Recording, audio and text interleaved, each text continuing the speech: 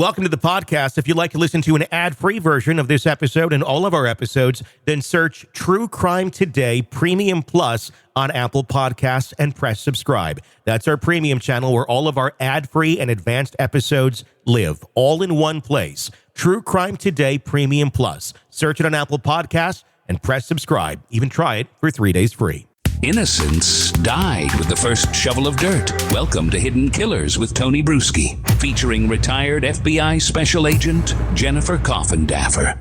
As new revelations surface, the stakes have never been higher and the evidence more disturbing in the case against Sean Diddy Combs.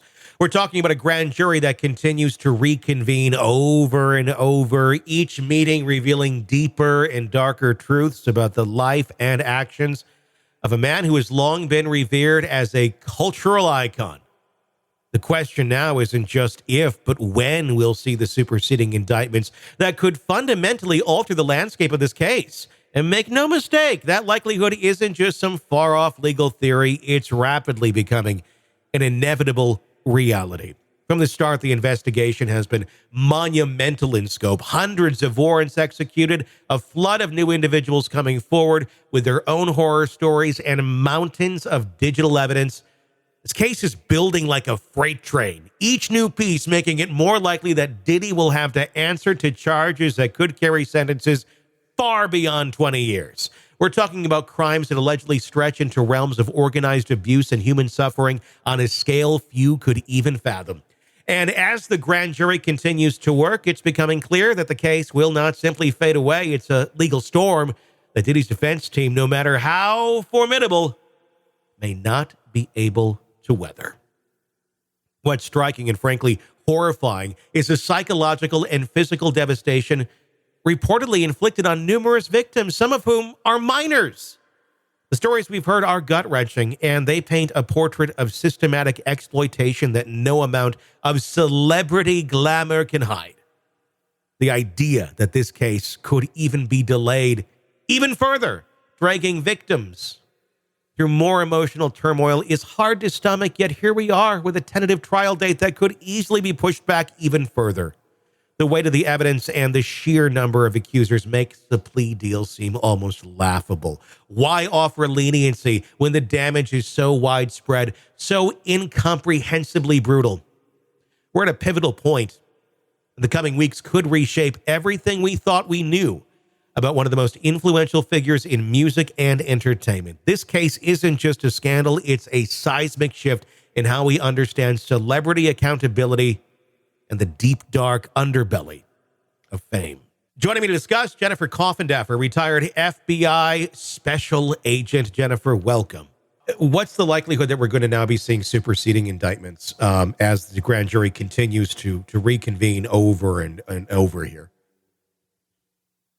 I think we're going to see superseding indictments. My belief was that was always a probability, not just a possibility. And that's because I truly believe they haven't been able to pour over everything they've had from all those warrants and all the new people coming forward. And we're going to see superseding indictments. That's my belief. Which will likely then push the case back further and further. I know right now it's tentatively scheduled for early next year, but you've been very good on predicting these sort of things. How far out do you think it will be before Diddy sees the inside of a courtroom in an actual trial setting, not just a hearing? Well, it'll be interesting if he pleads or not. I don't think there's really any incentive at this point for him to plead. I think they're going to have to fight this. I don't think that they will win. I don't know. They could put something on the table that Diddy might like. In other words, 20 years instead of life, or, because that's what he's looking at. So it's a possibility that he could plead. Having said that, this will not see if this goes through the normal processes without any pleas being arranged.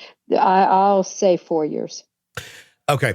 Let me ask you this, with all the pleading that it could potentially go on. If you had just like one charge against you from one person, you could get 20 years for that. We're talking a lot of people. We're talking potentially hundreds of people who have these claims against him.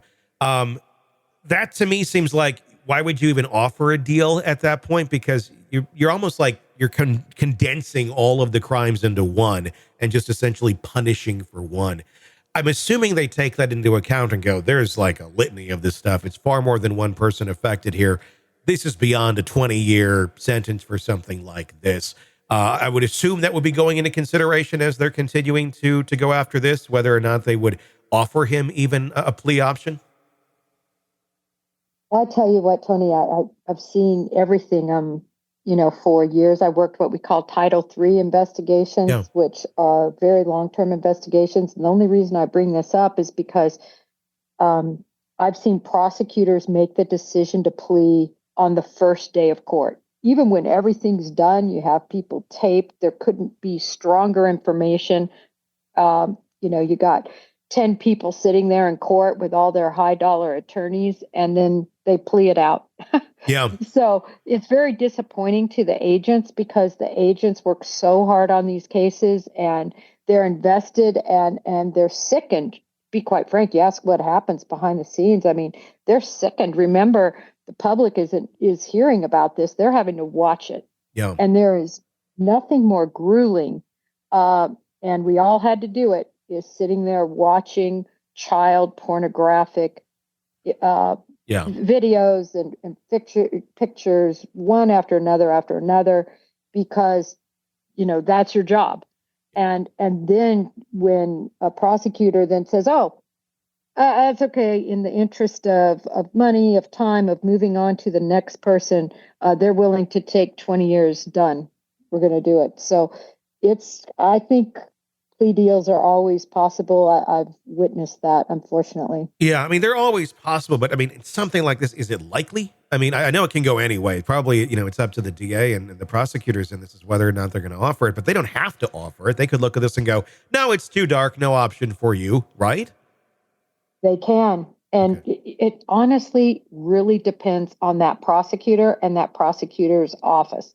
Not the assistant United States attorney, although he's very important because he's the main one in charge of that case, but really the U.S. attorney.